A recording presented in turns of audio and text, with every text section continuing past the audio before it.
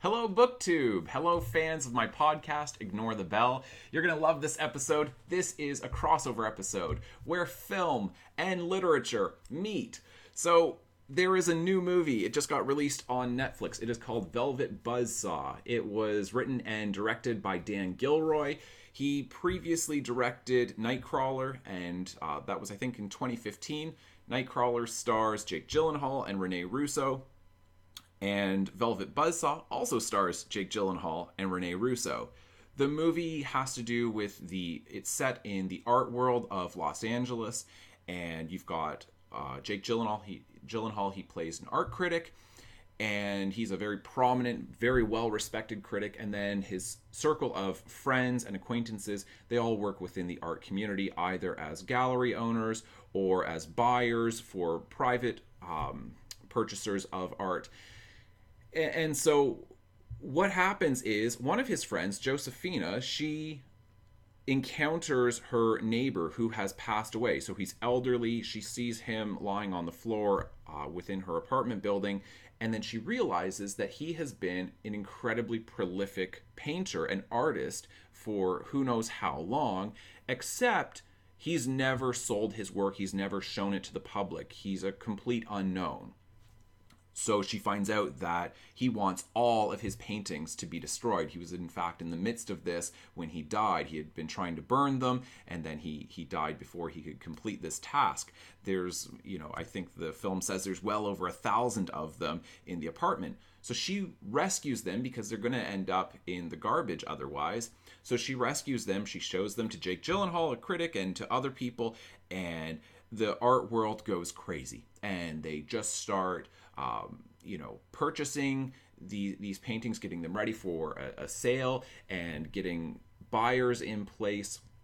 And it is the absolute biggest, most exciting thing going on within the art world. The first half of the film is very much a satire, or at least a somewhat satirical look at art criticism and modern art.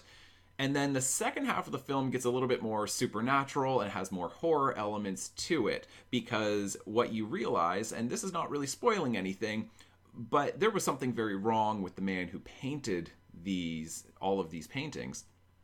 And the paintings themselves are essentially possessed, and they bring violence and death to the people who are dealing with them.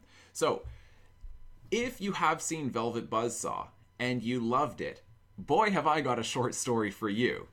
So Stephen King published a short story anthology, a collection called Everything's Eventual. I believe this was in 1999.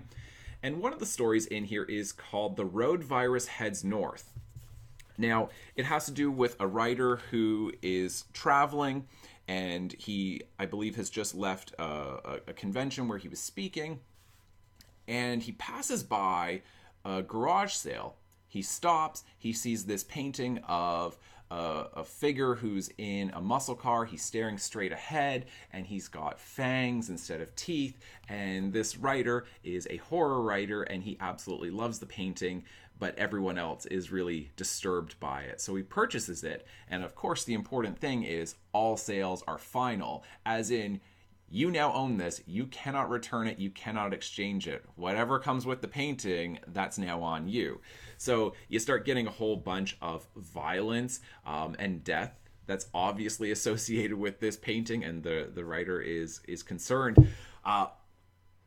In both of them, then the paintings themselves, they shift and change, and they don't remain the same, and it transfixes you because there's something not quite right about them. Here's a description of what happened to the artist in The Road Virus Heads North. So this is the woman who's running the garage sales. She says, "Anyway, I guess he finally just got to the end of his rope, no pun intended. He took all of his sketches and paintings out into the backyard, except for that one, I guess, and burned them. Then he hung himself down in the basement. He pinned a note to his shirt. It said, 'I can't stand what's happening to me.' Isn't that awful, Mr. Kinnell? Isn't that just the horriblest thing you ever heard?" "Yes," Kinnell said sincerely enough. "It just about is." So a very, very similar thing is happening in here, where you've got the artist who is making these paintings and he's starting to become disturbed as a result of it.